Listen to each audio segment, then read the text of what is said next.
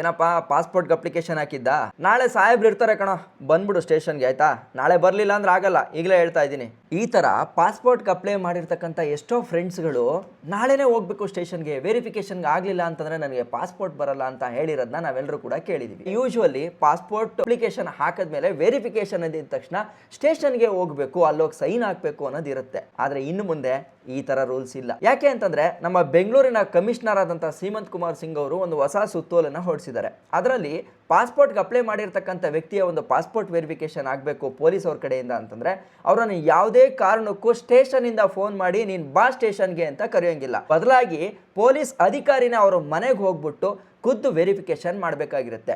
ಆ ವೆರಿಫಿಕೇಶನ್ ಮಾಡೋಂಥ ಟೈಮಲ್ಲಿ ಒಂದು ಬಾಡಿನಲ್ಲಿ ಅವರು ಕ್ಯಾಮ್ರಾನ ಹಾಕೊಂಡಿರಬೇಕು. ಆ ಕ್ಯಾಮ್ರಾದಲ್ಲಿ ವೆರಿಫಿಕೇಶನ್ ನಡೆಯುವಂಥ ಅಷ್ಟೂ ಪ್ರೋಸೆಸ್ಸನ್ನು ರೆಕಾರ್ಡ್ ಮಾಡಬೇಕಾಗಿರುತ್ತೆ. ಈ ಥರ ಪೊಲೀಸ್ ವೆರಿಫಿಕೇಶನ್ಗೆ ಹೋಗೋಂಥ ಅಧಿಕಾರಿ 24 ಗಂಟೆಗೂ ಮುಂಚೆ ಮೆಸೇಜ್ ಮುಖಾಂತರ ಅಥವಾ ಕಾಲ್ ಮುಖಾಂತರ ತಿಳಿಸಿರಬೇಕು, ನಾನು ಈ ಥರ ಬರ್ತಾ ಇದ್ದೀನಿ, ನೀವು ರೆಡಿಯಾಗಿ ಅಂತ.